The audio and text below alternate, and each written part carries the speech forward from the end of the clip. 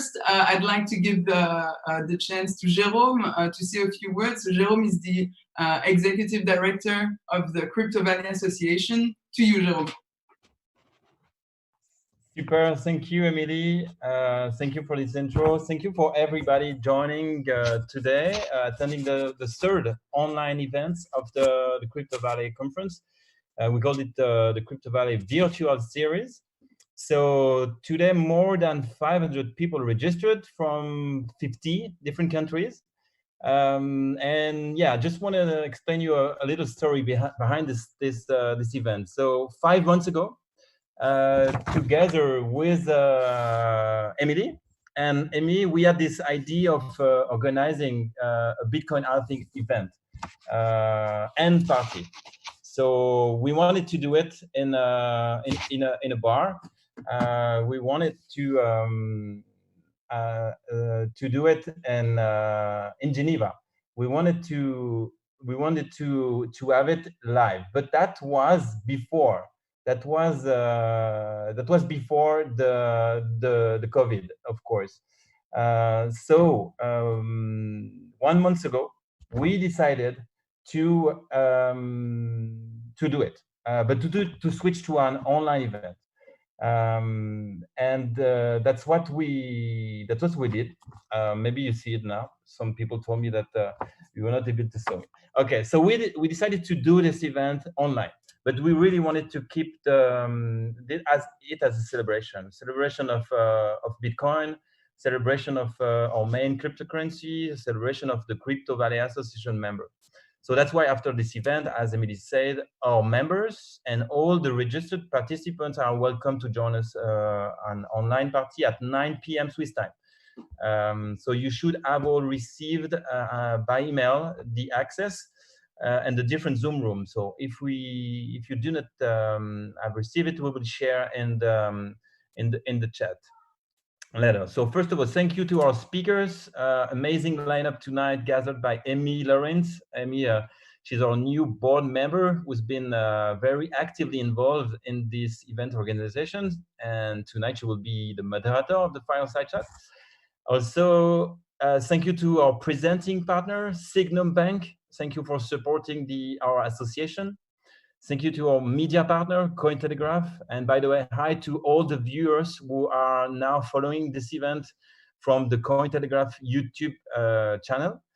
And yes, thank you, of course, to all the CVA team involved. Again, more than 10 people, 10 volunteers helped to make it happen today. So thank you very much for that. So just a few words about Crypto Valley for all the people who don't know us already. So we are an independent, non-profit association based in Switzerland. Our mission is to build the world's leading ecosystem for blockchain and cryptographic technology and businesses. So we gather around 600 members, including more than 150 corporate members like Signum or Ledger tonight. So we started 3 years ago from Zug in Switzerland. We now have local chapters covering all Switzerland and are now expanding our ecosystem worldwide. We have already more than 30% of our members outside of Switzerland, and I'm sure that after this event we have more. So why joining us? First of all, the benefits to join us is to be actively involved as a member, and to join working groups, to join chapters where we create the contents, where we work together to produce studies or organize these events, for example. Another benefit is to have access to our private members portal and interact with our members directly, and of course get invited to speak, for example, to our next online events. So you could get, of course, the full benefit list on our membership on our website. But the most important thing is by becoming a Crypto Valley Association member, you will get part of a large and strong community to learn, connect, advocate, and innovate. So membership starts at from 100 Swiss francs, so $100 for 1 year, and you can join online, of course, on cryptovalley.swiss. Okay, so that's what's for my intros, and now let's the event start. So to you, Emily, for the next start. And see you later for the networking in the Crypto Valley room, and see you in the party. Bye-bye. Thank you, Jérôme. Alors, est-ce que je vais remettre ma vidéo? Ok, bon, c'est pas très grave. So, well, thank you, Jérôme. Okay, start my video. Perfect.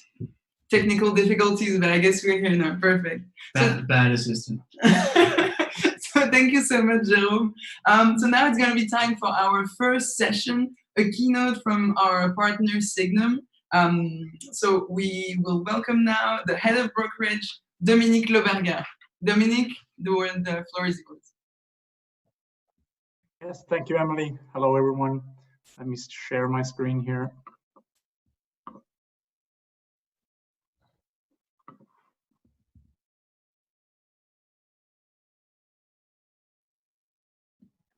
So, can you see it? Yes. Fantastic. All right, so good evening, everyone. Well, at least it's evening here in Switzerland.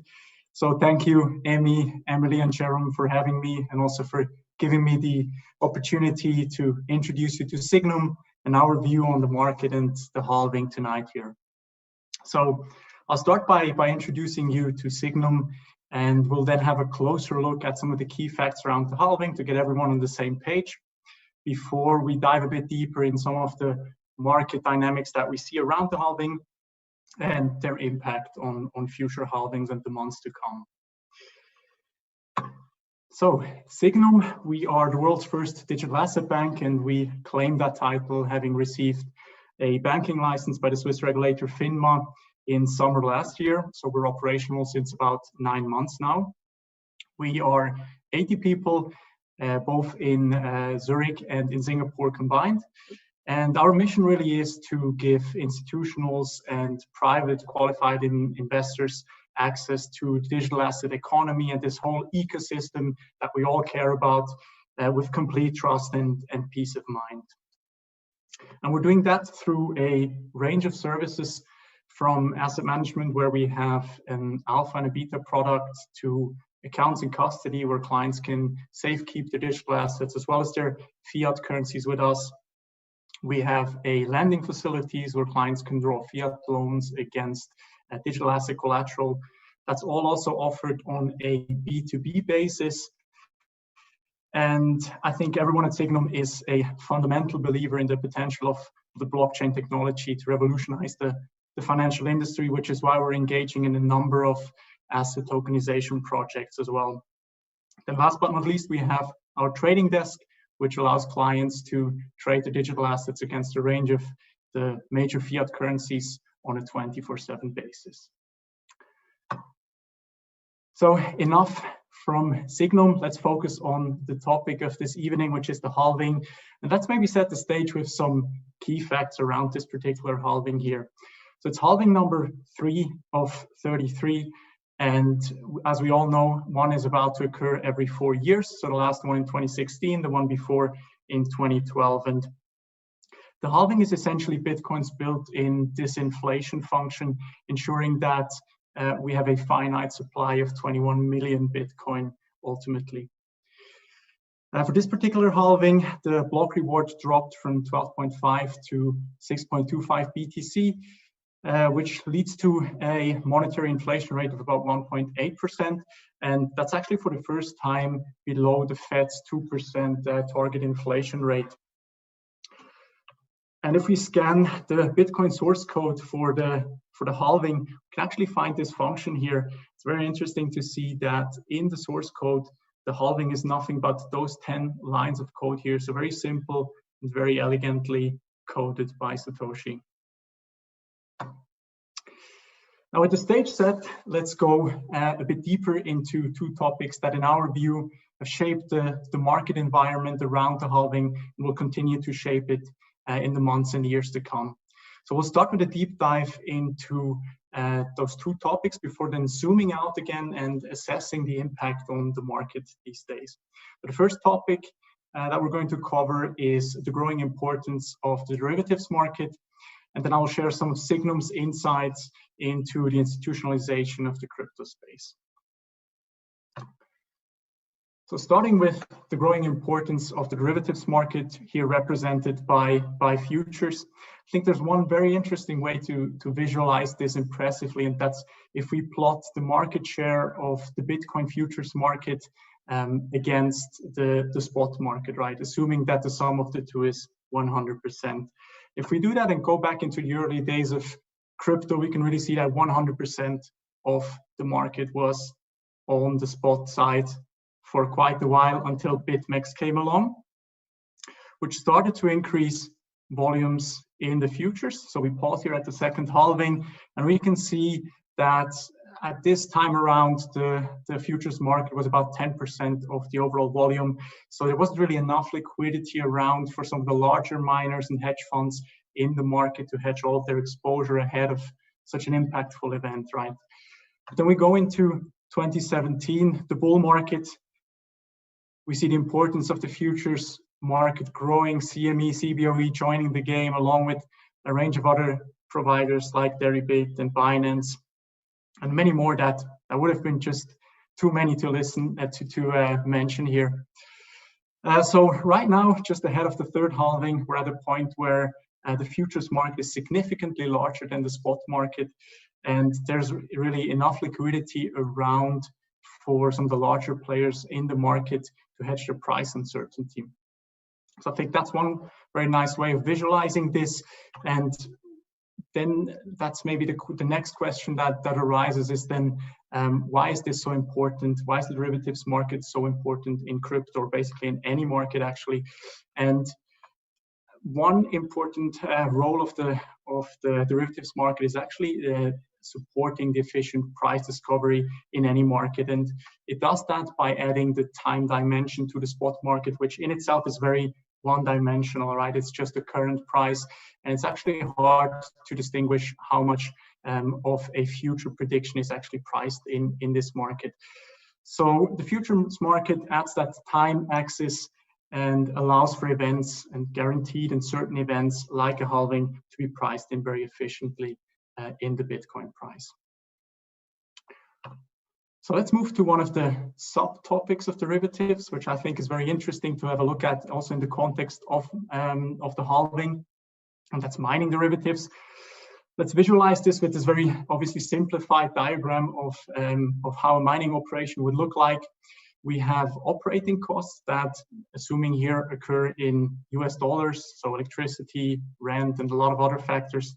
They are contractually agreed with their suppliers, and they serve as the input to the mining operation, together with the hardware and the software, obviously.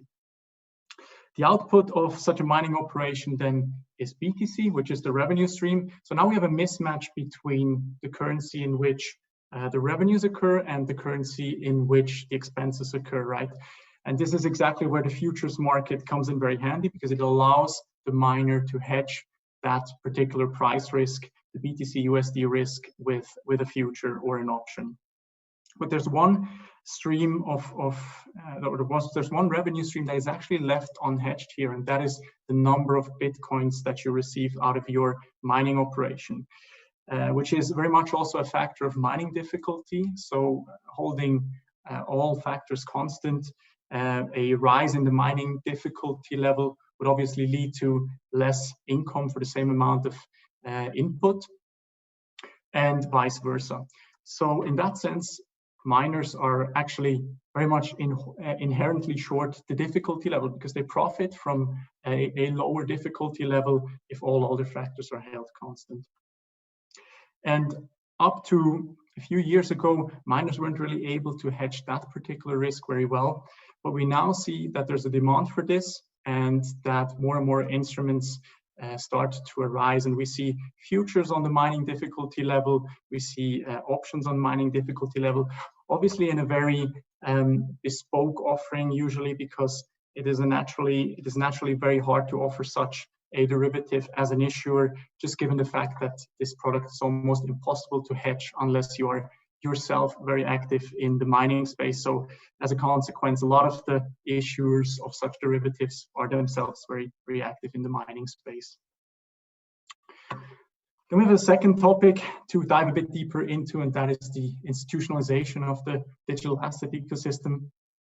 And we at Signum really see a growing number of traditional asset managers entering the space and really adding digital assets to their portfolio.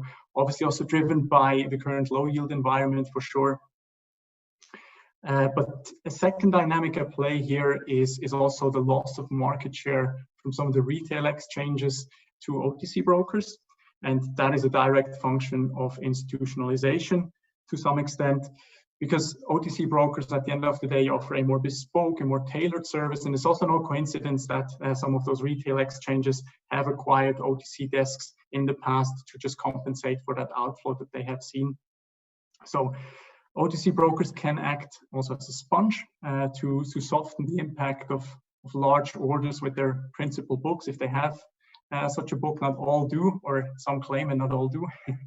And thirdly, we have also the emergence of algorithmic and high frequency trading as a sign of institutionalization, whereas actually algorithmic trading has been around since very the early days of crypto, because the community has always been very developer friendly and embraced an open API culture.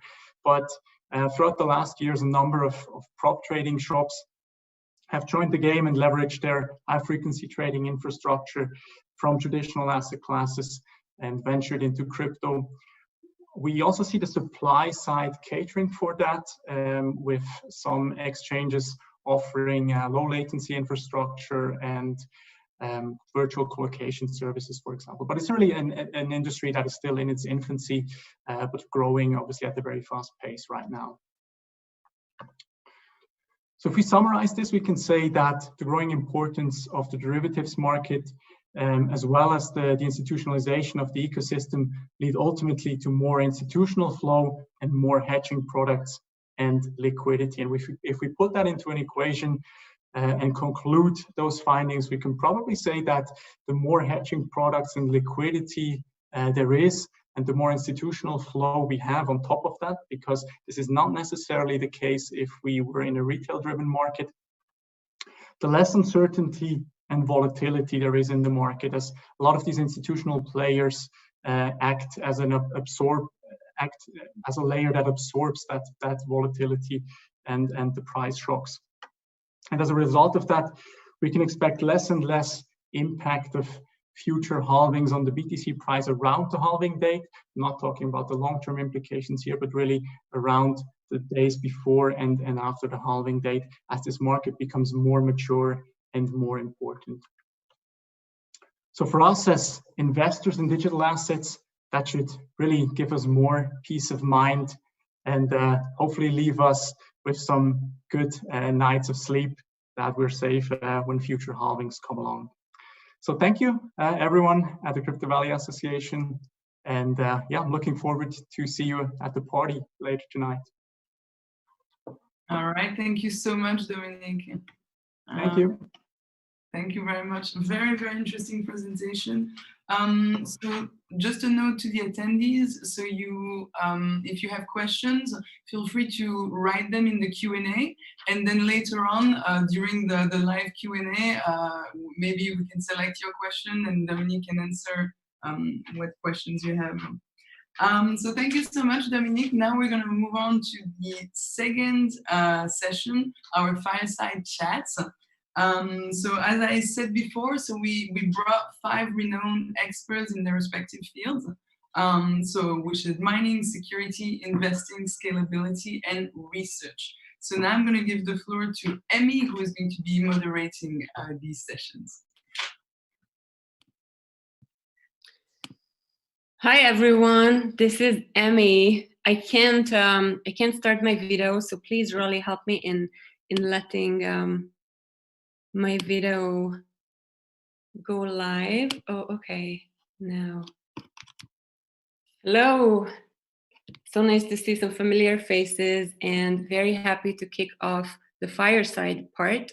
We will be talking about mining first, as Emily said, and mining is that part of the Bitcoin network and also leading up to the halving.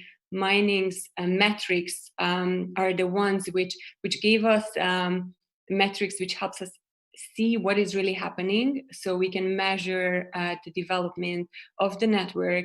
And we managed to secure Alejandro de la Torre from Pulin in order to walk us through what really happened and where are we now post the halving. And Alejandro, hi, are you there? I'm here. Hi. How are you? Hi. Really well. So nice to see you. So Alejandro has been in the space since 2013. First, he founded BlockTrail, which is a block explorer, which made an exit later on. And then he worked for BTC.com. And then later he worked for Pulin. So he really specialized. He still works for Pulin. He specialized in looking at mining and what really happens in mining. Yeah. Alejandro, do you want to tell us more? And please also explain what mining is for the attendees who are not familiar with that. Sure. Thanks for the introduction, Emmy. My name is Alejandro de la Torre. I'm currently vice president of Pulin.com. It's a mining pool. We're one of the largest mining pools in the industry, specialized in the major coins of the industry. And yeah, I've been around for a couple years, mainly focused on the mining side of business. So yeah, I think I can explain a little bit what mining is. So mining basically is actually a very ingenious design. What it does is basically maintains the security of the network, and it actually confirms the transactions of the network. So it's there's double work there. Now the miner, for doing this effort, is rewarded in Bitcoin, and that's how Bitcoin actually enters the market as well, through the mining industry. So yeah, that's basically it. It maintains security and it verifies transactions of the network. So it's actually a very vital, if not the most vital part of the Bitcoin network and system. Thanks, Alejandro, for that explanation. And you have had a very busy week monitoring closely what is happening. Can you tell us a bit more about the metrics, as in how the hash rate was developing or was increasing before the halving? And also, can we talk about the difficulty, and also tell us a bit more, please, about how the halving did affect the miners? Sure. So I'm going to go ahead and share the screen where I have some little bit of data right here. Can you guys see that? Yeah, we do. Okay, so quickly, this is what Pulin mines. We're one of the biggest miners in these coins. We have a pretty big amount of the network. This is actually a couple of weeks before the halving, but I'll explain what's happening now. So let's get into the halving. Now, we expected a drop. Why did we expect a drop? Because there is a lot of mining machines still in the network that are from the older generation. And these older generation mining machines are competing against this reward, against these better and stronger and newer machines. Now, what happens is that over time, the network difficulty increases, and these machines become less profitable. Now, now you add the 50% reduction of the Bitcoin block reward, and it basically makes the mining machine unprofitable. So we expected around 15 to 20% of the network to basically shut off. And as we see in this metric here, in this chart here, that actually we have seen around a 15 to 20% drop from around 130, 135 to now around 195, somewhere around there. There's a lot of variance, but it's around a 20% drop. We expect this drop to continue at least until the next difficulty adjustment, where the Bitcoin network recalculates how much hash power, how much mining machines are connected to the network, in order to find a constant of 10 minutes. So after this next difficulty adjustment, we might see again an increase in hash rate. But eventually, over time, when newer machines are coming into the network, these old machines will eventually have to shut off. But there's nothing to worry about, because there's all these new machines that are coming in that are very strong, very good in terms of mining Bitcoin. So the hash rate will continue its upward trend like it has been doing for the last 4 or 5 years. The network difficulty has been increasing incredibly, as we see in this chart over here by blockchain.com, which Garrick is works there.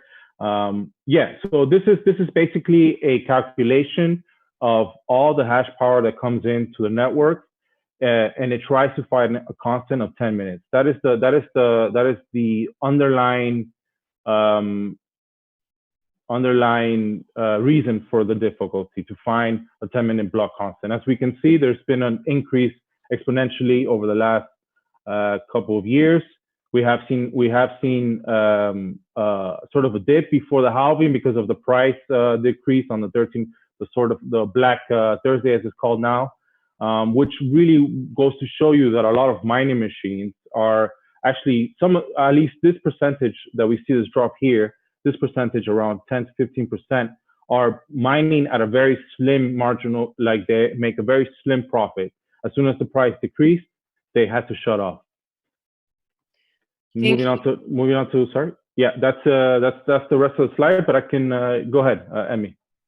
You touched base on the mining machines, and it's so exciting that mining would not exist as of it is today if BTC would have not been invented. And the evolution of the machines, like how in size and also in capacity, it's just fascinating. So could you talk a bit more about the rigs and then the different type of machines? Sure. So I'll go ahead and share another my screen again, and I'll share this time a tool that we provide at poolin.com. What this tool basically shows is the new generation of miners. And it gives a calculation according to how much it costs for electricity. As you can see here, we have an energy or electricity cost of 5 cents per kilowatt hour, which is really cheap. It can only be found in in some regions of the world, but that is more or less what mining operators are trying to aim for, around 5 cents, 6 cents.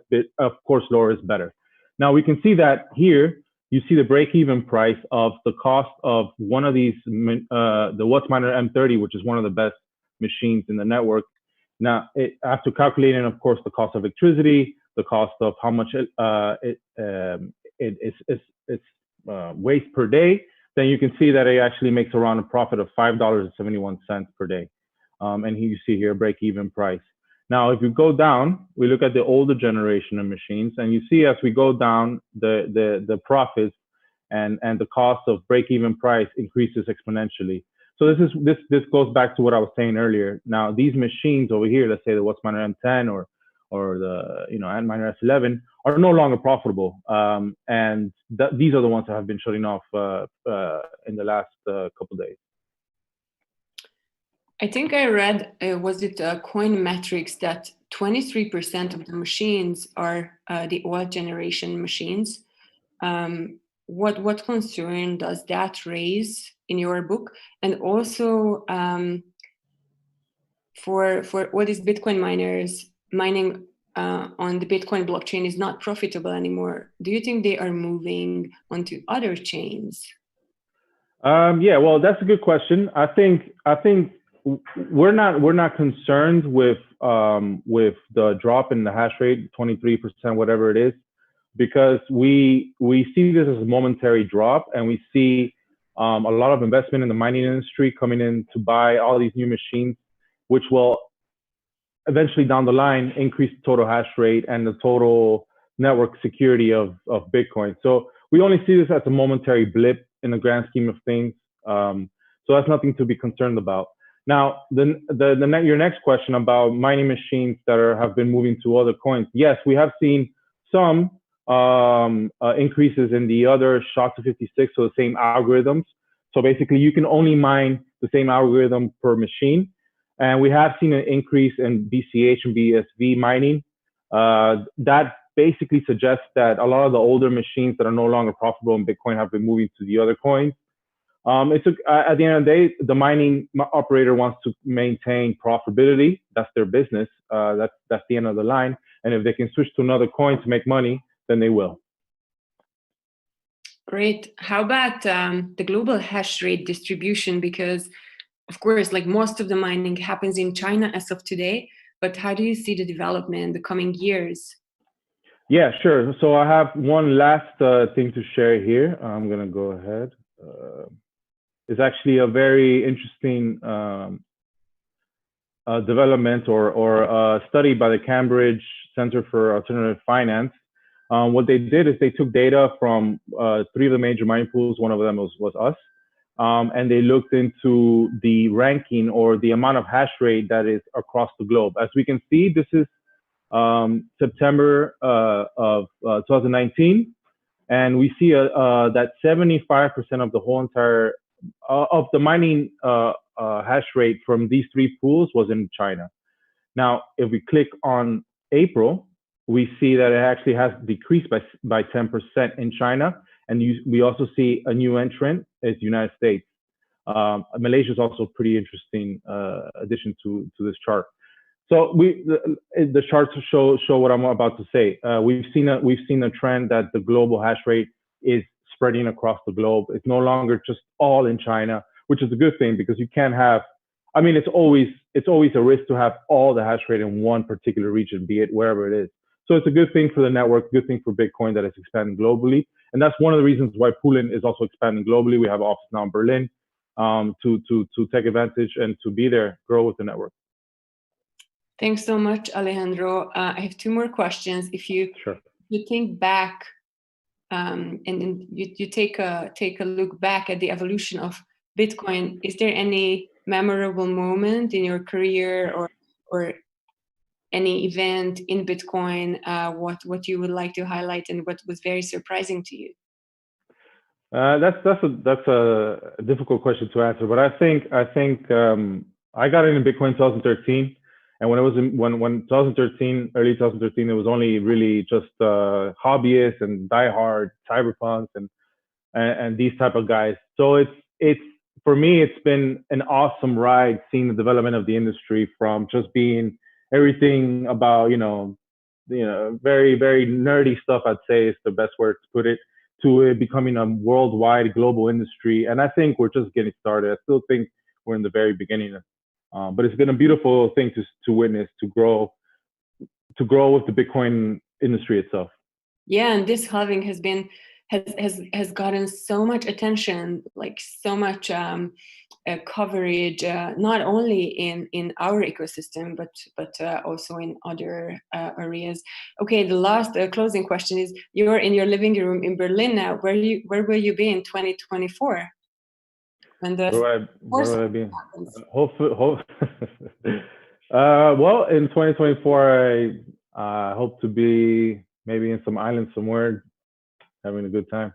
I don't know. We're building a big office here and a big team, so probably working somewhere in some office for Poolin. Wonderful. Thank you so much. Thank you, Emmy.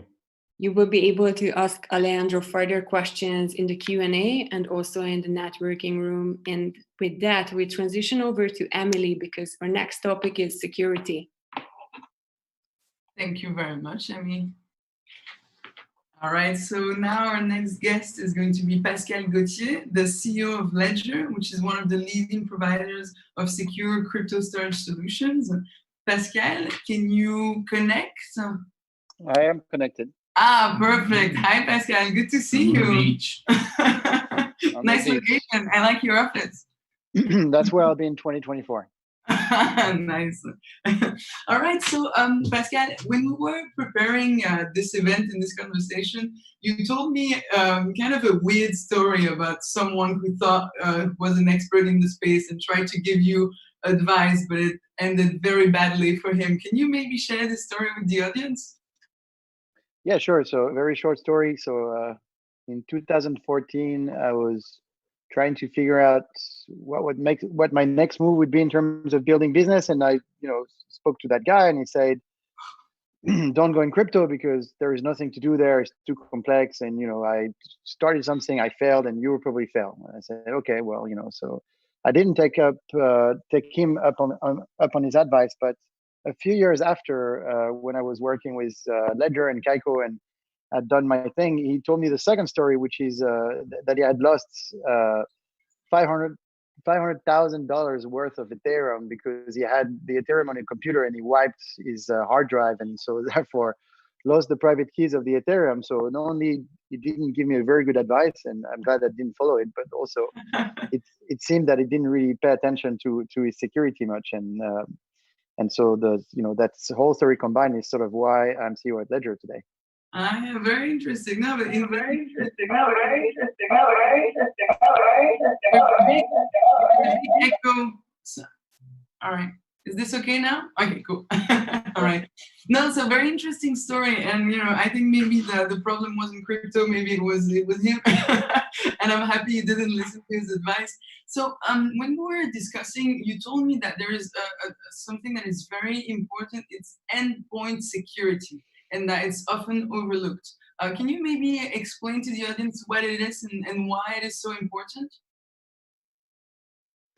Sure. I mean, I'm sure that the audience is probably more educated than me on the matter, but the endpoint security means that in order to own a Bitcoin or any form of cryptocurrency, you need to have a secret and be the sole owner of that secret, and that's the private key, the crypto private key. And so therefore, when you sign a transaction, you have to sort of show that you are the owner of the secret, and so you have to show the private key. And so it's at the moment of transaction is when you come in and out of a blockchain that actually there is a vector of attack to steal the private key. And so that's what we call the security. That's what is called the security endpoint, the endpoint security, which means that when you use one of our products, for example, at Ledger, we protect the private key at any moment. So even when you do the transaction, the private key never leaves the enclave in your Ledger Nano. And so therefore, you never reveal the entire private key to anyone. So therefore, the private key cannot be hacked, and so therefore you cannot lose your Bitcoins. And so the endpoint security is really the key challenge for the industry when you think about it, because whenever it's in the blockchain, it's safe, but when it's coming in and out of the blockchain, that is unsafe at the moment of transaction. Yeah. And of course, when you have that private key, then where do you put it? Like those 24 words and the private key. So the private key can be on the ledger, but then you need to worry about the 24 words. So the security of the endpoint is really one of the big challenge of this industry, for sure. Yeah, definitely. And as usual, the risk is more on the human side than on the technical side, actually. I think this is also one of the things that makes crypto kind of hard to approach as a newcomer, as a newbie. You have these private keys, these numbers to remember, and it's really complicated. How do you at Ledger, so you provide solutions that are easy to use for anyone? Can you tell us a bit more about how you help people solve that problem? Yeah, sure. I mean, first of all, I think there is a big shift in terms of technology. We come from a world where, if you think about data in general and your digital life, you don't own anything. And the way that we set up our digital life today is whenever we download a program or an application or whatever product we use, we click yes, yes, yes, yes, yes, and then you can use the products. And that's how we use the internet today. That's how we use our phones. And so if you understand what you're doing with your phone, you know that you're giving everything to a third party. Like Google knows more about your life than you probably do. They know where you've been, how many seconds you stayed, who you exchange email with, etc., etc. So de facto, your data is not yours, and you've given your digital life to third parties, and that might be okay. I mean, most people don't care, but it is what it is. With Bitcoin, it was an invention where suddenly you could own your digital assets. You can own a Bitcoin, and it's unique. So that's very interesting. But then, with this power comes also great responsibilities. Suddenly you're in charge of your security, because it's not a problem of clicking yes, yes, yes, yes, yes, because the problem is if you've done anything wrong, you can always call someone. You can always reset the account. You can always do something to recover your data, either fully or partially. With Bitcoin, you don't call the hotline. Like, when your private key is gone, it's gone. And so therefore, suddenly you have to be in charge of your own money. But that's actually okay, because people feel that it's a change because we're coming from that yes, yes, yes world. But it's not so much a change, because for centuries humans know how to protect their own money. And by the way, we're talking about money, we're talking about value, we're talking about wealth. If you think about our grandparents, I mean, my grandparents had gold, diamonds, like there are many things at home that they were keeping at home. They had a safe. They already had their own security to protect to protect value. They had jewelry, they had those type of things. In a cash society, in most cash societies, people have cash on them. They trade with cash, and so they have their wealth with them. So it is not so uncommon that people have to worry about the security when it comes to value. And so therefore, but in order to do so, they need the tools. What people cannot do is to develop their own safe. I mean, very smart people can maybe do it, but in general, you buy a safe from a safe manufacturer. Mm-hmm. So what we do as Ledger is just to help people, build their digital life, protect their digital value, and by giving them the tools that they need in order to do what we've been doing for centuries, but that we have to do again now if you want to keep the value with you. All right, very interesting. I like your quote. I'll quote you on this: "With great power comes great responsibility." I think it's a great way to sum this up. So it's coming from Spider-Man. Okay, so don't quote me. It's Spider-Man. I'm happy I got my assistant there. All right, so there's another question I wanted to ask you. So right now we're in this kind of weird period, right? With the coronavirus, with the lockdown, it's a very uncertain times, and on the economically, it's a very uncertain times. But on the other hand, we have the Bitcoin halving, which is a very bullish event. Usually it leads to huge price increases. So your company Ledger, how is it affected by this? I mean, do you have one counterbalancing the other, or were you touched negatively by the coronavirus, or can you tell us a bit your situation now? Sure. Are you guys hearing me okay? Yeah, I hear you fine. Okay. I would say that everything has been opposed to us in the past. There is a huge influx of new users in crypto. Is it okay? I think, is your connection okay, or is my connection that has a problem? It's kind of like could be both. Let me see if I can switch. Now it's better. Okay. Well, Yeah, keep it like that, and if it's not okay, I'll try to switch connection maybe. Okay. Attends, let me give me 1 second. Sure. All right, so just a reminder, if you have questions, you can write them in the Q&A okay. here, and then we will select them later and we can ask them to the speakers. Pascal, back to you. Well, okay, sorry, I switched connection. Maybe this one is better. So what was the question actually? So coronavirus, negative impact, Bitcoin event, how does it work for you? Yeah. Sure. So far, it looks like a perfect storm for several reasons. One, Bitcoin has died 380 times. And so, crypto businesses have been built to be very resilient to catastrophes. And the same way that we were waiting for Bitcoin to die, I mean, whether it's Bitcoin dying or coronavirus coming, we were sort of ready for any event of that magnitude, I would say. So that's number one. Number two, what happened is while coronavirus was happening and people were getting confined, we've seen an increase of new people coming into the market. And so therefore, new people coming into the market, we sell more products. And so continuously we've sold more products. February was better than January, March was better than February, April is better than March, and May is better than April. And it's a very significant upward trends from where we look at it. And so therefore, what we had to do during the coronavirus crisis is to ensure business continuity and to make sure that we could keep on shipping the products to our customers, which we have done. And we think that probably a few things are happening at the same time. You have the perfect storm of, of course, Bitcoin halving is here, and that gets everyone very excited. And people might think that it's going to have a positive impact on price, so they invest now. Mm-hmm. But also equally, you probably have a huge economic crisis coming our way, and so people are probably trying to combine the two. Interestingly, I've also talked to people that are involved in online trading. So we're talking about securities and just buying stock online. Mm-hmm. And apparently that activity has gone up also very drastically. So it feels that because of the halving and because of anything that's happening, people are investing in Bitcoin the same way that we invest in Apple stock or Amazon stock. In terms of value protection, wealth protection, diversification of investments, all of these good things. But what we can say is there is definitely a lot of people coming in the space. It doesn't always reflect on price because price is under 10,000, so it's good, but it's not crazy. But the behavior that we see right now is the same that we saw in the previous bull run, which is you have a large influx of retail investors coming into the game, and that precedes usually the bull run. But so for us right now, it feels like it's the bull run that started. Okay, interesting.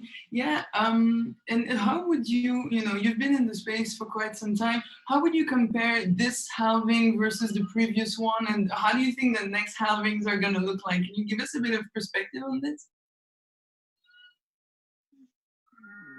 Sure. I mean, I think, the halving is just, it's an event, but it's a date, and so I think what has changed is, just the industry has changed. Last halving and now is just, 4 years have passed, and in 4 years, the industry has built tremendously. And so there are many companies that are much stronger today than they were before. There are many new companies. When it comes to us, to give you just an example, I don't think that we knew that what we were doing in 2017. Like, we had no strategy. We were just like riding the wave or riding the bull like everyone, but not really knowing where we were going, which I hated at the time, because I knew that we were doing great in terms of revenues, but I also knew that we had no idea where we were going and how to control that. And so what has changed is now in 2020, as we start riding this bull, we are in control. We know exactly what we do. We have better products. We have better delivery. We have more engineers. We control everything. So it's a much better feeling. So right now we're ready for the real bull run. We're ready for the plus 600% rise. And we've built the company in the past 4 years. What we've done is to be ready for that. And so this is why it's very exciting. Now,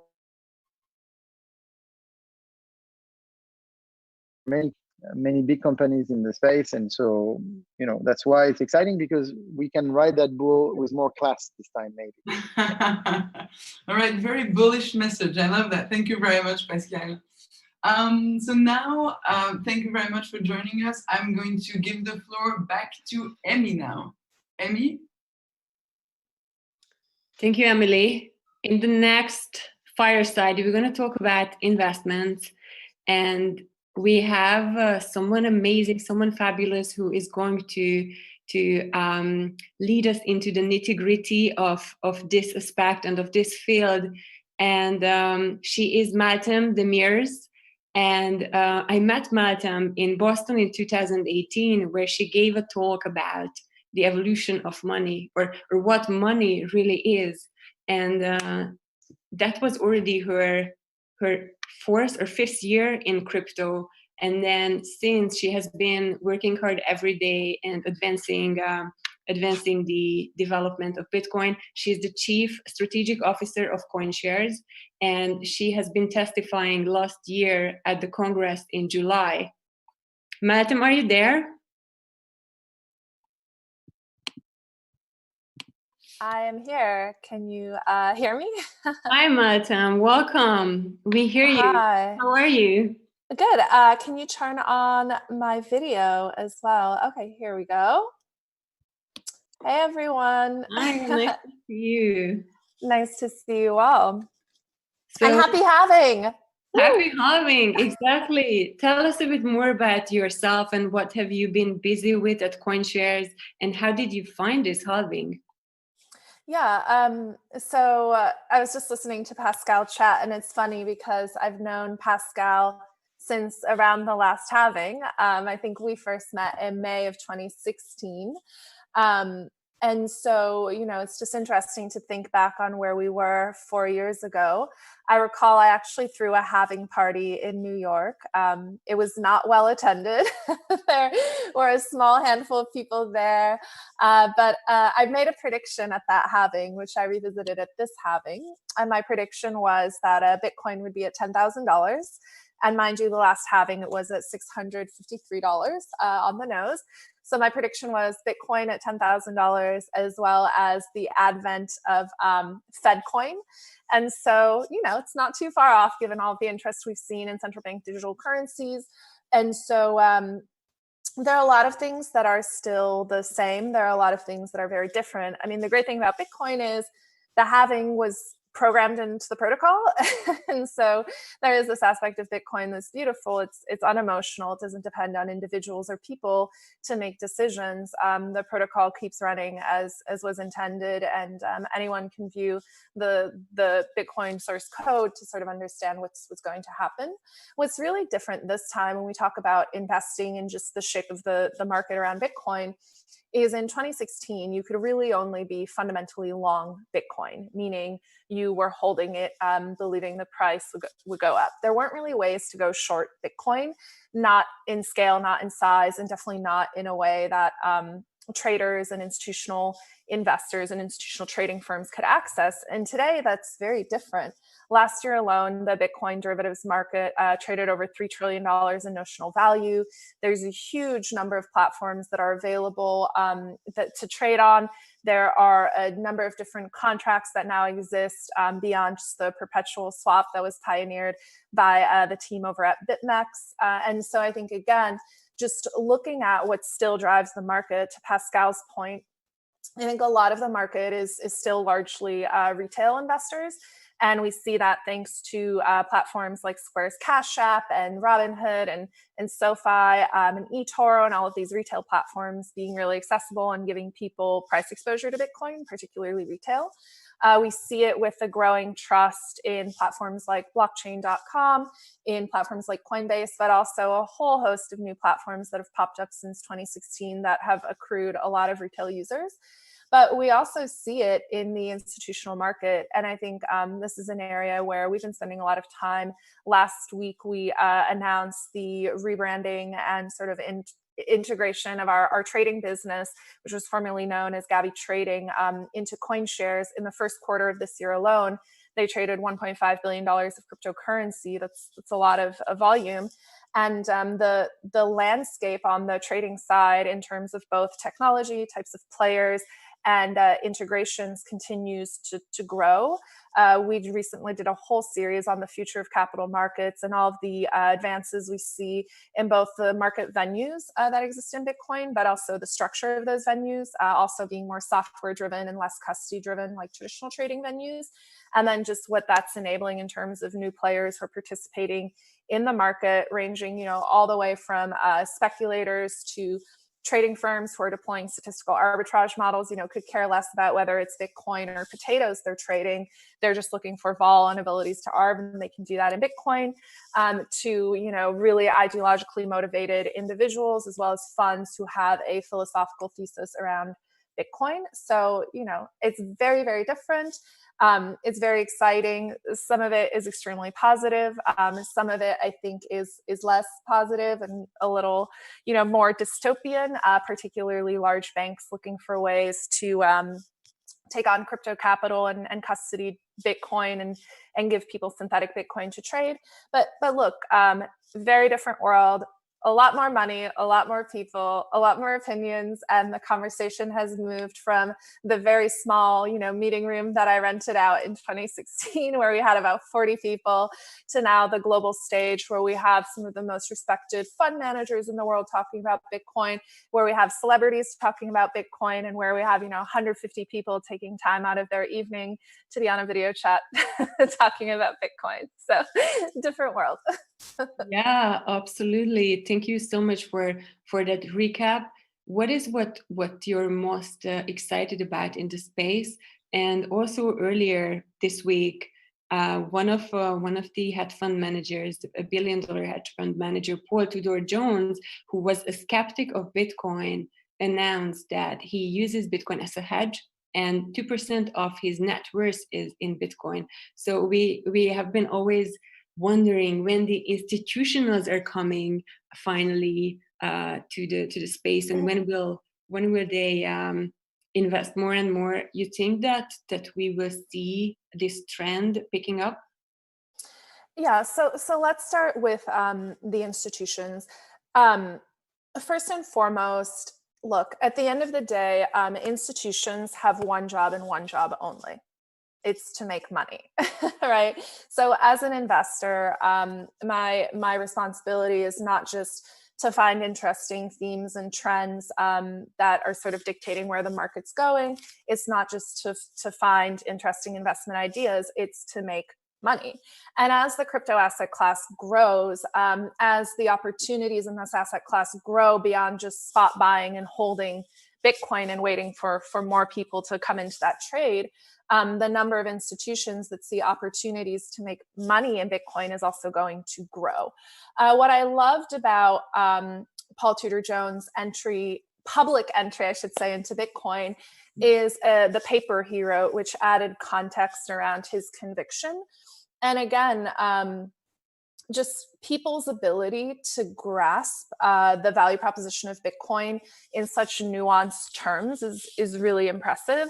Again, we saw this, last year during the Libra hearings when Jerome Powell talked about Bitcoin, right? He had this whole 3-minute talk about Bitcoin where he called it digital gold, a store of value, and he nailed all of these really important points about Bitcoin on the national stage. We see it again, and just more and more people, as a result of what's happened over the last few months with this global pandemic, which has led to global economic crisis, but also forced people to recognize that the system we are in is completely unsustainable and is completely, the incentives are misaligned. I think people are being forced to confront the reality that we're going to need to see some pretty drastic change. And so, in a way, Bitcoin was a product of the last financial crisis. And I think it's really come into prominence during this financial crisis as people are looking at the world and saying, well, what else? Because clearly the way that risk has changed, the things I used to invest in, the things I used to do are no longer necessarily profitable, nor are they sustainable. But at the end of the day, let's not forget it's about money. In one way, I think it's kind of funny that everyone in the Bitcoin industry, which at its core, is a bit anti-establishment. It's about building a new financial system. It's about building kind of this new vision, that we're all obsessed over what someone who's very much a product of the old financial system and has become successful and prominent as a result of, this system that's collapsing, that this person is our hero. In a way, it's sort of funny, but it is interesting. And then I think the other great sign is, JP Morgan, which for a long time, Jamie Dimon, spoke very negatively about Bitcoin. They're publicly now wanting to work with ultra high net worth clients and institutional custody clients because they see the opportunity to accrue AUM. They realize that they have to change. And so instead of fighting Bitcoin, they're now embracing it, although arguably, in my view, pushing more people into to take their Bitcoin and deposit it with a financial institution is kind of the opposite direction of where I'd like to see this go. At the end of the day, if we're trying to create this systemic hedge, we can't really do that effectively if we're relying on financial institutions to hold our coins. So, the way I kind of articulate it is Bitcoin can't be a systemic hedge if holders of Bitcoin are beholden to large financial institutions. So I think there's still some ideological tensions there that need to be worked out. And I think regulation is going to play a big role. Already in the US, we see some very draconian regulation that will make it very difficult for Bitcoin companies to service clients. We see this in the UK, we see this in other jurisdictions. But I'm of the belief that Bitcoin is money for the people, not just for institutions, large asset managers, and large banks. So we're going to have a fight ahead to preserve that. Absolutely. It's this reminds me of one of the reports what CoinShares shared last year, and you guys stated that there should be a shift also in generations, and as in when the assets of or as in when the new generations will inherit the assets of their parents, then they are digitally native, they are very familiar with Bitcoin, and so that shift has to happen. What do you think, what products are missing to help a greater adoption? Because you guys have the ETPs and the tracker products, and wonder if you have a view on this. Yeah, so again, I think in contrast to the last halving, there's now a lot more ways for people to get exposure to Bitcoin. And what I think is so great about it is there's a really wide spectrum, right? So for us, the tracker product, XBT provider, which trades throughout Europe, the motivation for that product is getting exposure to Bitcoin should be easy and simple, and people should be able to do it in the same way they would buy a share of Apple, right? So the idea is you go to whatever brokerage platform you're on, you type in the ticker, and boom, you can buy Bitcoin. Unlike other exchange traded products that are out there, our product has no premium. Shares are created and redeemed on a daily basis. And so our product tracks the net asset value, or the underlying value of the Bitcoin, one-to-one. There's no big markup, and the fees are quite minimal at 2.5%, whereas the largest product has fees of 4% per year. And so I think, again, our view is that there's going to be this wide range. What Pascal and the team at Ledger are doing, and I'm a Ledger user myself, is they're enabling people to buy Bitcoin and custody it themselves if they like. They can go through third party like a Coinbase or a Gemini or, a Bitwala, where they can buy their Bitcoin, hold it on the platform, transfer it to a wallet themselves. I'm also a client and user of Casa. I'm an investor in that business personally as well, which is a multi-sig solution. So it's a piece of software that works with Ledger hardware and Trezor hardware, but it allows you to basically use multi-sig custody to secure your coins and create some effective inheritance solutions, so you can make sure that if something happens to you, there's a way for your loved ones to recover your coins. And so look, there's this really wide range of options. Some people have nothing but a crypto steal, or maybe they've memorized their seed phrase and that's their strategy. But what I think is really beautiful is what this technology allows for is for companies to create products and services that cater to a really wide range of preferences. I believe it's my job and sort of our job as the Bitcoin community to educate users of these products and services about the risk-reward trade-offs between these strategies. And so it's important for people, when they custody their coins with someone, to understand that there is a risk associated with that, and the risk is not just a counterparty risk, but there's also regulatory risk. Particularly, the IRS has been phishing over at Coinbase to get the information of their users, so that they can review their taxes and make sure they're claiming crypto on their taxes. So I think, again, there are going to be different trade-offs, and people have different preferences. They should have lots of choices, but I want to make sure that people have choices that empower them to be their own bank, to be their own custodian, and to really make decisions with information, to be empowered with education, so that they can make decisions that fit with what they want to do.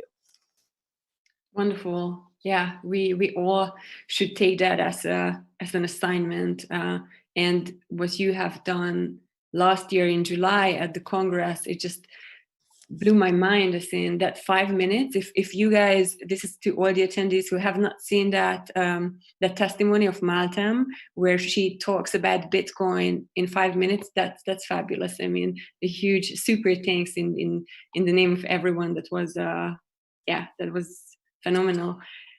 I mean, no, but the great thing is, nobody speaks for Bitcoin.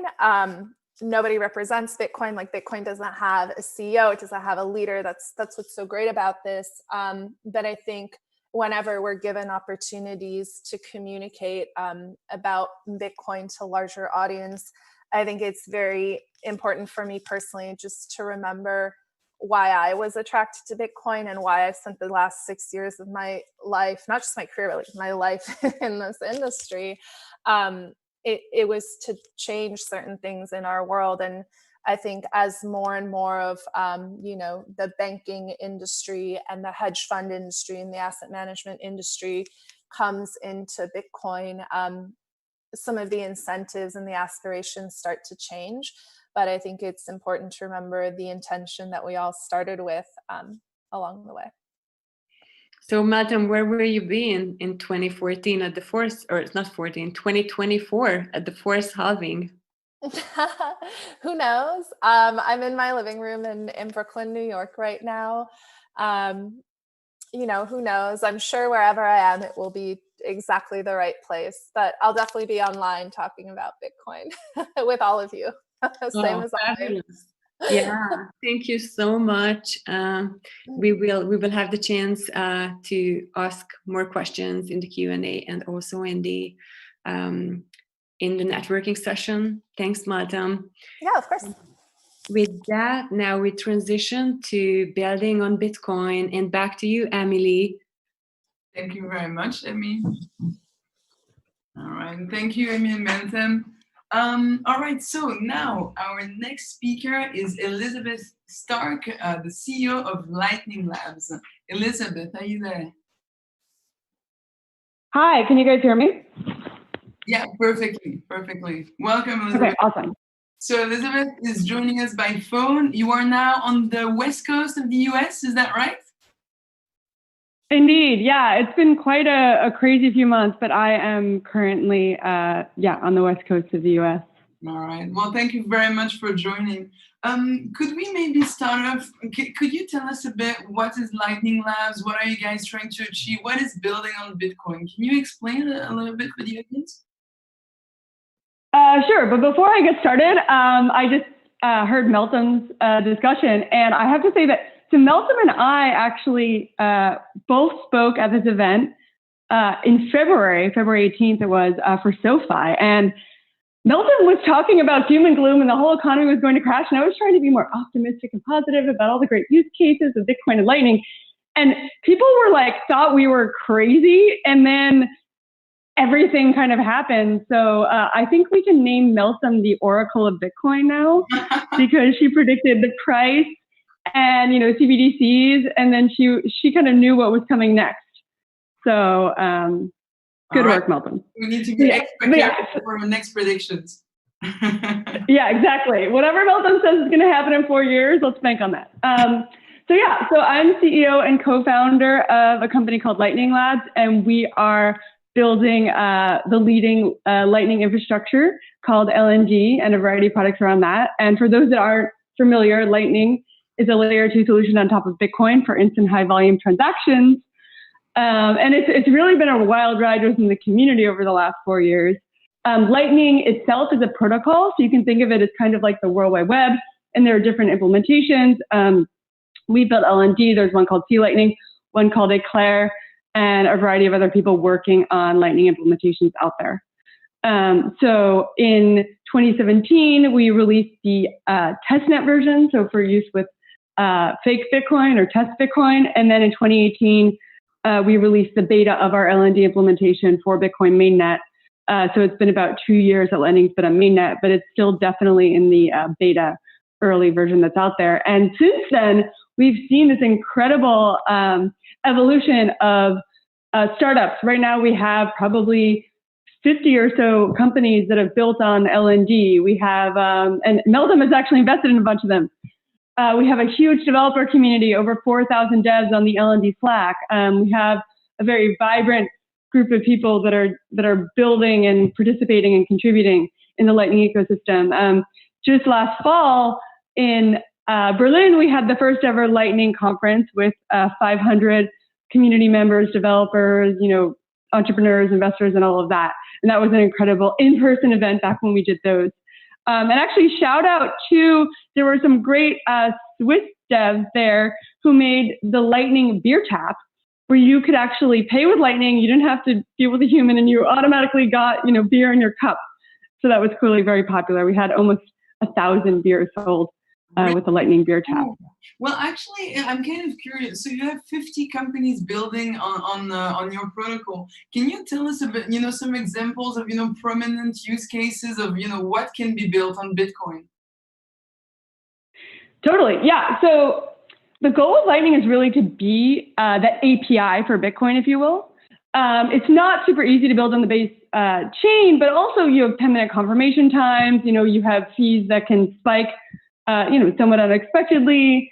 And then, of course, you have the scalability limits. I know one of our subjects is scalability. So you have around 5, maybe 10 with SegWit transactions per second. So building on layer 2 and building on Lightning, the goal is really to get to a better user experience and to make it more seamless. So we've actually seen, there are a wide variety of interesting companies. Some of them are involving things like, paying with Lightning. You have BitRefill and Fold as great examples of that. But there's 3 emerging areas that we've seen as of late that I'm really excited about. So the first is gaming. So you can actually pay in-game with Lightning. You can earn sats. And by the way, in the Lightning community, sats is our unit of account. So Satoshis, the lowest denomination of Bitcoin. So, stacking sats and all of that has become a part, and earning sats of the Lightning community. So you've got the gaming world, companies like ZBD, Donner Labs, Satoshis Games, and a variety of other ones. People even using Lightning via live Twitch streams. There's a weekly event now called Mt. Gox, weekly or monthly. Anyway, check out Mt. Gox. Mint Gox, not Mt. Gox. So that has been the community online. It's a little confusing because it sounds like Mt. Gox. MINT Gox. Then you've got the second area is actually Lightning Chat, which people thought, okay, Lightning is useful for payments, which of course it is, and that's the main use case in transactions, but people are actually now sending messages over Lightning and they're attaching payments. So in order to send a message, you actually have to have a payment. So for example, you said 1 sat, and it's like, okay, interestingly, back in the day with Hashcash, if folks are familiar, Adam Back's work that Satoshi integrated into Lightning, which was integrated into proof of work, the goal was anti-spam for email. So this is actually, we've come full circle with anti-spam with Lightning, where, somebody's not going to spam you. I know a variety of people are on the Sphinx.chat app. There's a new one called Juggernaut. One of our devs on our team built out something called WhatsApp, not to be confused with WhatsApp. So there are a variety of these chat apps where you actually send 1 Satoshi per message or maybe a couple of Satoshis. So it's harder for people to spam you because they actually have to pay if they want to spam you. So that's the second. And then the third is what I think is now being called Li-Fi, although we're, so the Lightning finance side of things. Yeah, it's a new meme. It's emerging. And so there's, for example, a company called LN Markets. In 9 days, their volume went from 1 million to 3 million total. And they let you do things like derivatives using Lightning, where you have transient custody. You've got river.com here in the US that enables people to withdraw and deposit. You have a variety of people working on new types of, say, assets on Lightning, using what's called discrete log contracts. So that's a new emerging use case as well. I'm really excited to see that evolve. Okay, very, very interesting. So basically a lot of use case, when people say that Bitcoin isn't scalable, etc., your protocol actually kind of allows people to build use cases, to build projects that can actually have a higher throughput. So it's very interesting. Thank you very much, and congratulations. So you seem to be very early, kind of a veteran of the space that you got there pretty early. Can you tell us a bit, kind of what got you into Bitcoin and what it means to you? Yeah, so I actually got involved and interested in Bitcoin more from the technical side. I was never like a finance person, and that it's been really interesting to learn a lot more about that world and about that space, because I feel like I'm like the tech geek that's coming in and saying, here's what the internet is, but from my standpoint, it was much more about open source technology and decentralization.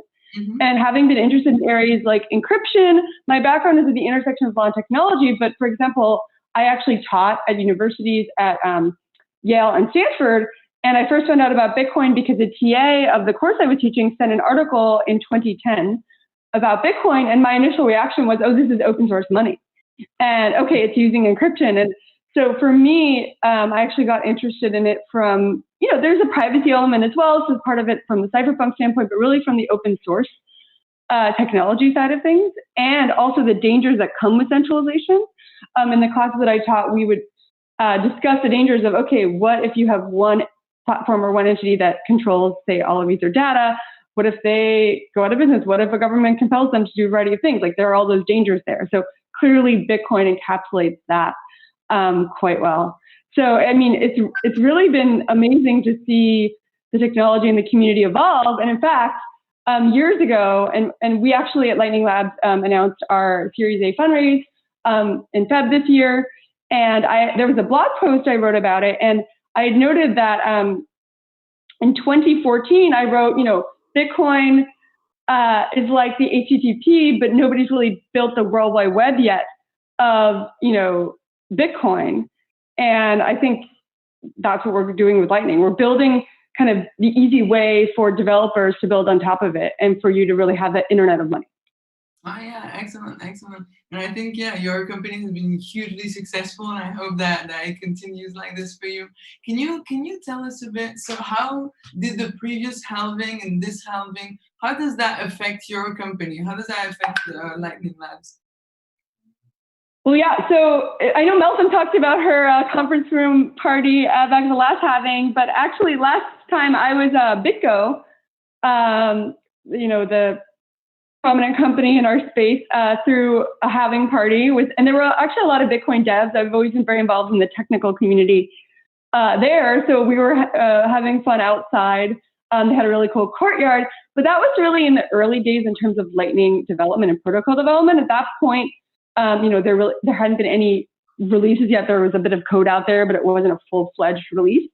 So actually, it's interesting because the halving kind of coincided with, at the last halving, Lightning development was really in its infancy. Building out protocols takes time, and there were only a small number of devs working on it. And we've seen just the evolution of the community to, many thousands of devs, like all these startups building on it, all these people contributing to the code base, a variety of implementations. So it's been really cool to see what's happened between the last halving and this halving. I would say that this current halving, I think it's been fascinating to see that happen with the, very unfortunate global pandemic and situation, and then also the economic climate, obviously the money printer going burr, but the international implications of what's going on from a macroeconomic standpoint.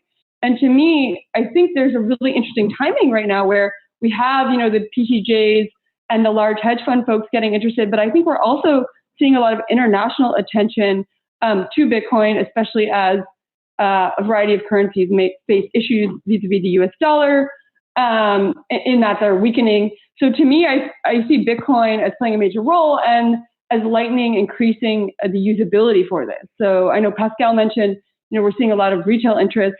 I know there are a lot of, say, boomers getting interested in Bitcoin and, reading up on everything that's going on in the macro climate.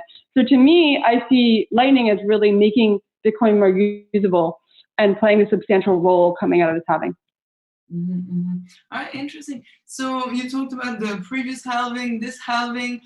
So do you have kind of an idea of what the future is going to look like? How do you think, what are we going to be talking about at the next halving?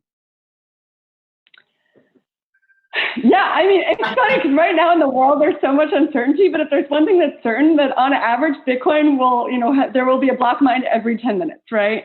So to me, Bitcoin is kind of this rock of certainty in a world of uncertainty, right?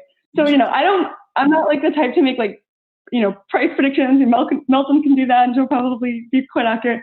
But I see that, so a lot of people have said, with, the pandemic and the macro situation, we've seen years of change happening, or even a decade in weeks. And to me, I'm thinking, well, if it was possible in weeks, then it's really weeks of change, right? But I see this really big opportunity for Bitcoin right now. And I do think we'll see acceleration of growth and adoption because there's the global climate demands it, and there's just going to be more demand and more people out there. Also, I know you were asking around where people will be for the next halving. Very hard to say, but I really hope that there's a dance party with Melton in person in 4 years. So I'm excited for that. Same, Elizabeth, same. Exactly. And, maybe we can be outside and who knows, good music. Hopefully. Well, thank you very much, Elizabeth. I really like your quote that Bitcoin is the rock of certainty in a world of uncertainty. I think this is really a tweetable right there. Thank you for joining us today. Awesome. And guys, if you have questions for Elizabeth, you can post them in the Q&A. and we will cover them later. Emmy, back to you. Emily, thanks a lot. That was so good, so energetic, loved it. With that, we go to our fifth fireside and we look closer at the halving from the research angle with Gary Killman. Hi, Gary. How are you? I'm doing well. How are you, Emmy?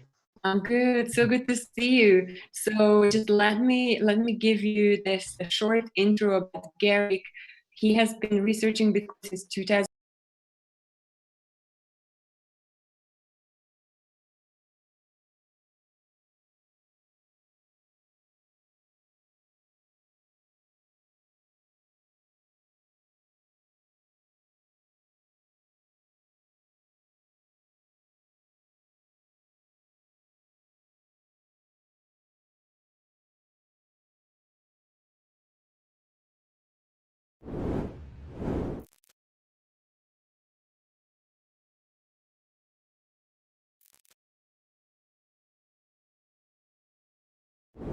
It grew into becoming a lending company and so many other products you have. It's just fascinating how you're at the forefront of all the companies out there.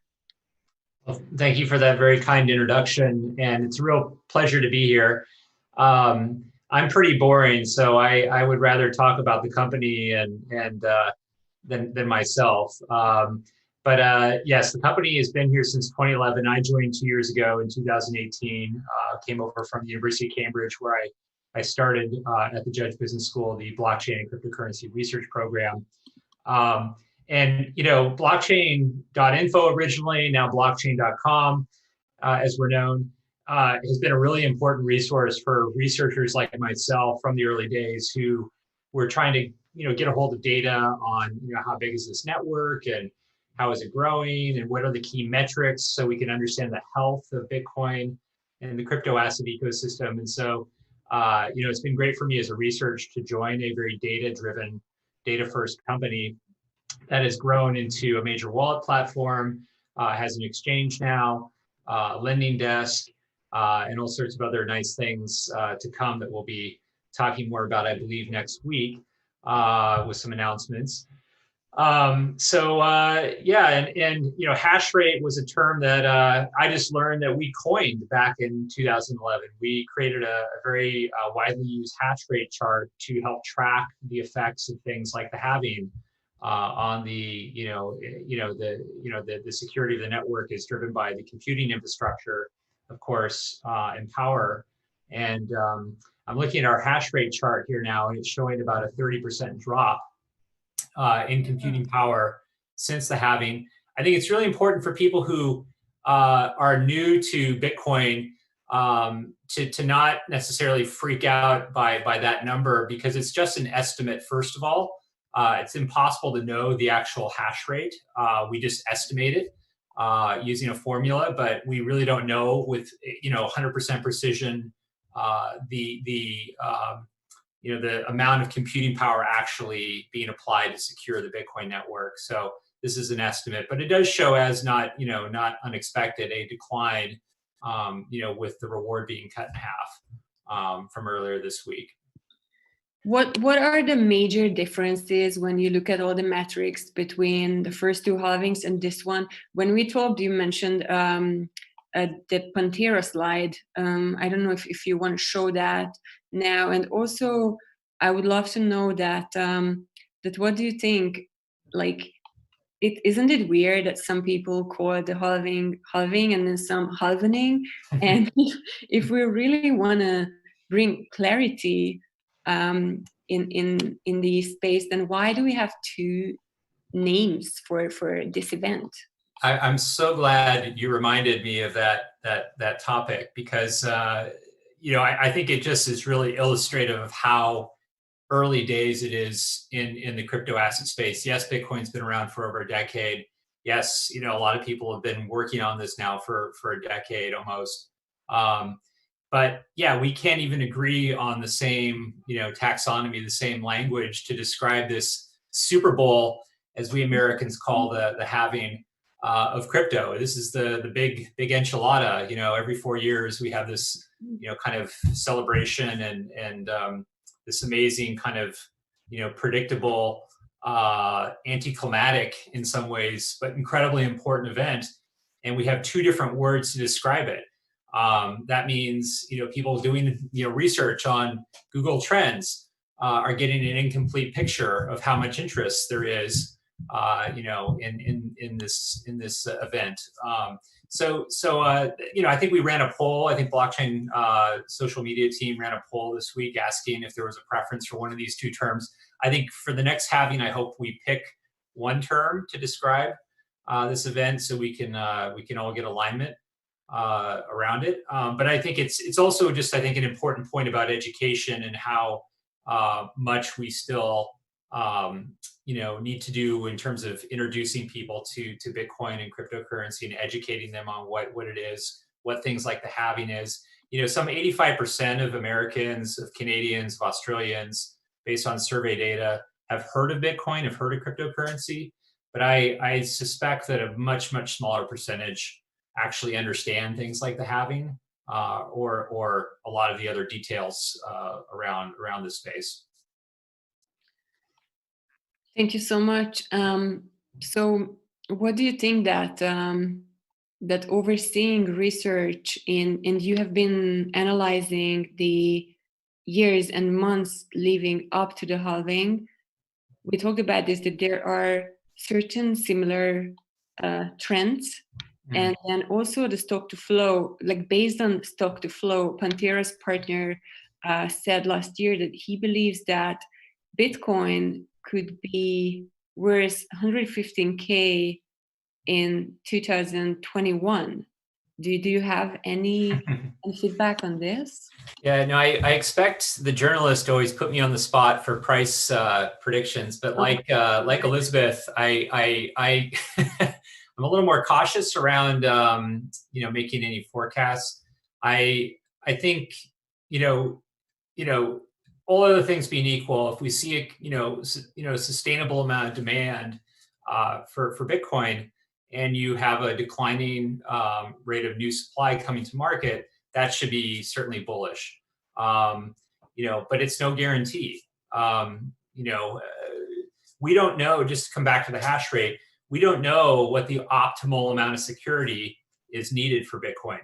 You know, what we know is it hasn't been, you know, successfully attacked, you know, at kind of the network level in over 11 years. So we've had enough security, but you'll only know probably if you don't have enough security, you know, after the fact. And so, you know, a lot of the focus is on price. Price is very exciting. It's an exciting time with regards to price. I'd love to talk more about some of the positive things that have happened. You know, JP Morgan, some very important news this week. Obviously, John or Paul Tudor Jones. You know, other things that are happening on both the regulatory side and also the market investor side are very exciting. But all of that price, you know, action kind of sits atop security. If we don't have a secure network, we would not be talking about price. We wouldn't be talking about Bitcoin.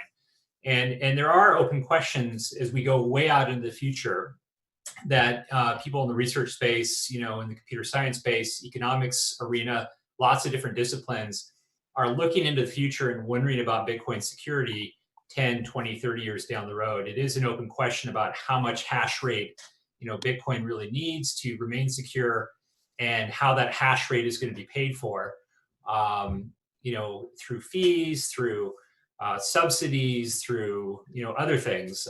It's a really interesting topic, but there are just, I think I've now twice dodged your question about what's different about the market from prior halvings. So I do want to briefly at least touch on that. And our friends at Crypto Compare and other places have done a nice job. You can look at our May monthly outlook we just published on blockchain.com's blog, where we kind of go through what's different about the 2020 halving from prior years. You know, derivatives are a much bigger part of the market. You know, the ability to speculate on price declines is much easier than it was in 2016 and 2012. I like to describe the kind of investment landscape back then is a bit lopsided. It was very tilted towards going long. There just weren't many ways to go short. There are now some very easy ways to go short and borrow a lot of Bitcoin through lending desks like the blockchain.com one to, put a short bet on. So that's a big, huge difference.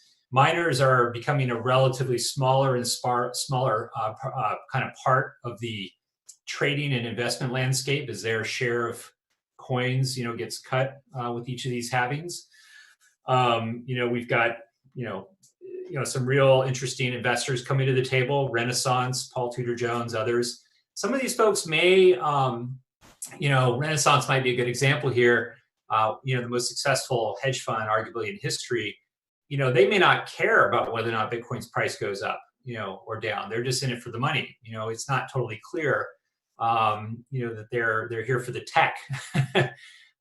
So that's another, I think, angle. Whereas a lot of the early participants in the Bitcoin ecosystem who owned a lot of coins were here for the tech, or here for political reasons, or censorship resistance, or really believed in much more than just price go up, right? So that's a huge, huge difference. Absolutely. And how do you see, now I'm going to make a sharp shift here and ask you, how do you see the development of web wallets? Because you guys were one of the first web wallets and one of the most popular software wallets. How do you see the development when we compare web wallets to hardware wallets, or how do you still think that software wallets and hardware wallets will play an important role side by side?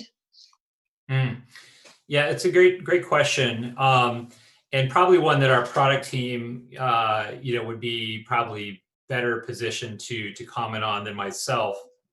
I certainly, just to talk about web wallets, I'm a big believer in the importance of the web wallet. Our company is. Some companies have come out recently with an app-only wallet model. And, when you go down that path of not giving people a web option, I think you are really potentially, putting yourself, in a position where you're giving users a lot less flexibility to access your product under a variety of scenarios. So, for example, the blockchain.com wallet is not available in Chinese app stores. But, the web interface, if you know how to navigate, with a VPN and whatnot, is something that can be accessed in markets where apps are cut off. So we're a big believer in the importance of maintaining a really good web wallet, and provide. We think that's the most open way to provide access to the blockchain.com wallet. And it's something that I hope more and more wallet companies continue to prioritize, even with the rise of mobile and the continued popularity of apps and using crypto on mobile devices. Thanks for the very elegant response. We didn't have Pascal on any longer for the hardware wallet part. If you could pick just one event since 2019 up until today, 2009 up until today, what would that be? What surprised you, or what was a highlight to you, Garrick? Good question. Surprise or highlight? Boy, what's been the biggest highlight? Boy, that's a tough one. That is a really, really tough question. I mean, it's funny. I don't know that we'll know the answer to these kinds of questions, until we're 10, 20 years down the road, to be honest. Some things that may have happened already, we may be discounting their importance. We may look back and say, whoa, that was a real inflection point. That was a real turning point. I think it's safe enough to say now that in terms of kind of the legitimization and kind of really clearing an important regulatory hurdle, the Chicago's futures markets in December 2017 were a pretty big deal. I feel pretty comfortable saying that at this point. I think, the fact that, that's the way that Paul Tudor Jones is choosing to go long Bitcoin is a real validation of that.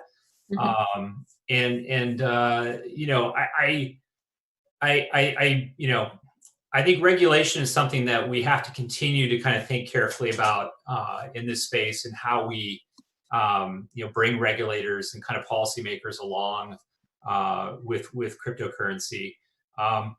I worry a little bit about excessive exuberance. Spent a lot of time around regulators. They worry about this too. They worry about, the little guy getting hurt. Rightfully so, that happens. And I do worry about the risk of another big, albeit very exciting kind of bubble leading to a big speculative crash and a regulatory crackdown. I think it is a risk factor. And so I often tell people I get a lot more nervous when I see the price going up rapidly and on days where it drops 50%, having seen a few of those, gotten kind of used to a 50% drop. Hey, but it actually makes me a little more uncomfortable when the price starts kind of moving up too quickly, maybe, which is, I think, interesting. Thanks so much, Gary. The closing question: where will you be in 2024? I've gotten interested in a lot of things throughout my life. I've been researching crypto since, as you mentioned, 2011, and I'm just as excited about researching it as today as I was when I first discovered Bitcoin, which I think is unbelievable. That it's that fascinating. It's the only thing that's kept my interest from a research perspective for that long. So I expect to be still kind of researching it and exploring where it can all go 4 years from now. Fabulous. Thank you so much. That's a beautiful closing. And putting my hands together. And with that, we transition back to Emily for one question and then to the breakout rooms. All right, one question then. Okay, so we have received a question from Ahmad Tarek. So Ahmad, if that's okay with you, we are going to allow you to unmute your microphone, and then you can ask your question yourself. So your question was for Alejandro de la Torre. Ahmad, are you there? Is your microphone on? Yes, perfect. I see you. How's it going? Hello. Where are you calling in from? I'm in London right now. All right, amazing. Thank you very much. Thank you. I just had a question to Alejandro. What's the impact of the volatility in Bitcoin prices on the appreciation? Does it hurt? Does it help Bitcoin going forward?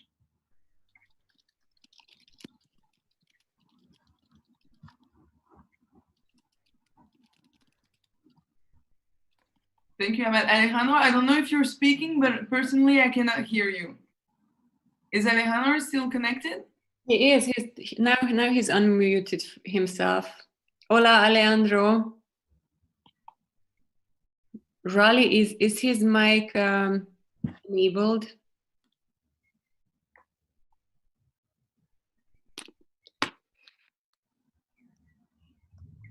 Les aléas du direct, hein, toujours. Thanks for bearing with us, guys.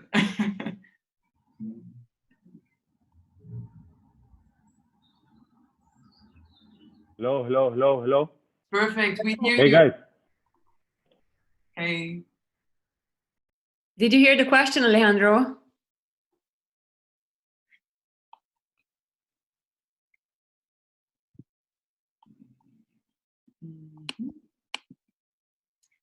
Well, I think Alejandro might have some connection issues. Hello. Yeah. Oh, sorry. Yeah, sorry about that, guys. I don't know what's going on. Sorry. Well, the question was about the hash rate volatility and if it affects the price, correct? The Bitcoin price volatility and its impact on price appreciation. Does it hurt or does it help? Well, at the end of the day, I'm part of the mining side of things, and What I can say is that the price does indeed give miners, like the impromptu to start mining. It is definitely a very strong reason why most miners get into the industry, or why most people get into become miners. So that's what I can say. At the end of the day, I'm just a miner.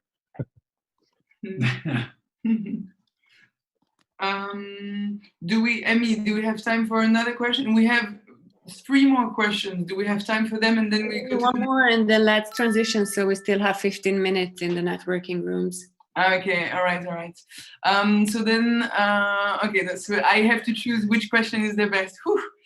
Okay, so I'm gonna take a bit of a controversial question, but I think it's a question that it's in a lot of minds. So Sean Murphy asked to Alejandro, what is the annual carbon footprint of your mining activity? How much of Poolin's hash rate is linked to fossil fuel power stations? What is Poolin doing to offset its carbon footprint? I'm sorry for the controversial question, but I think a lot of people are wondering the same thing. So maybe Alejandro, would you comment on this? I get this question every single, basically every single day. Well, look, a lot of the mining, as I showed earlier in my presentation, is taking place in China, and exactly where in China is in the Sichuan region, at least most of the year, and that region is 100% hydroelectric. So if you then take if you look at the numbers, or the average, the percentage that is mining in China is around 65%, and if most of that is in the Sichuan region, if not all, I think, then you can come to the conclusion that 65% of at least 65% of the mining is hydroelectric. Now, let me add a little bit to that answer. A lot of miners are also based in Iceland, which is geothermal.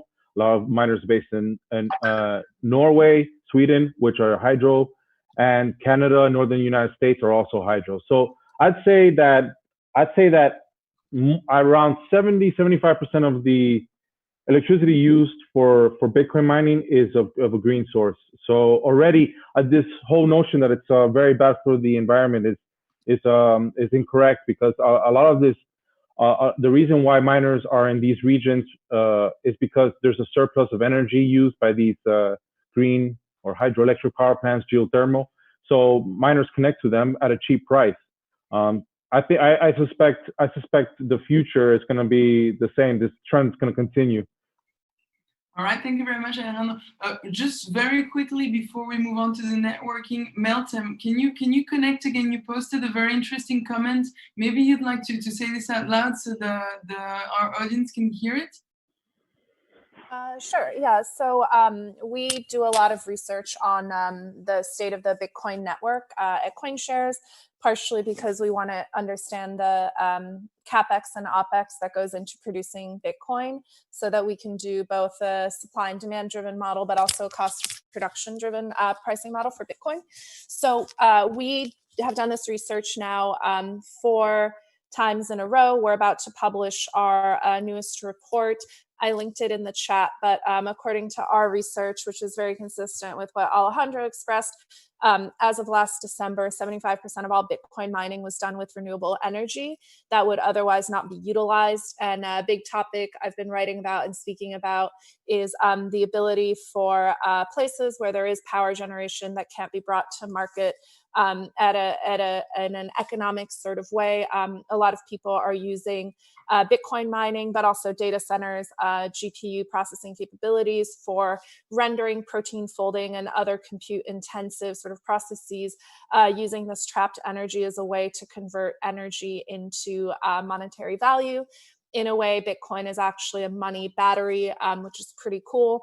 And as a result, many countries and regions that are energy rich, but not necessarily, able to monetize that energy. For example, Morocco, Kyrgyzstan, Azerbaijan are looking at Bitcoin mining as a way to convert natural resources and natural sources of power into monetary value. So in a way, there's a really dorky phrase I like to use, like Bitcoin is a continuation of the laws of thermodynamics, which state that energy can neither be created nor destroyed. And so by converting energy into money, which is another form of energy effectively, we're just continuing that cycle. So very, very interesting. And also, you know, the point that you were making that, you know, some sources of energy wouldn't be used. So maybe, you know, with a lot of people needing this energy, increasing the demand might make these technologies more efficient, actually. So, you know, maybe in one sense, Bitcoin could be environmentally friendly to make us develop more clean energies.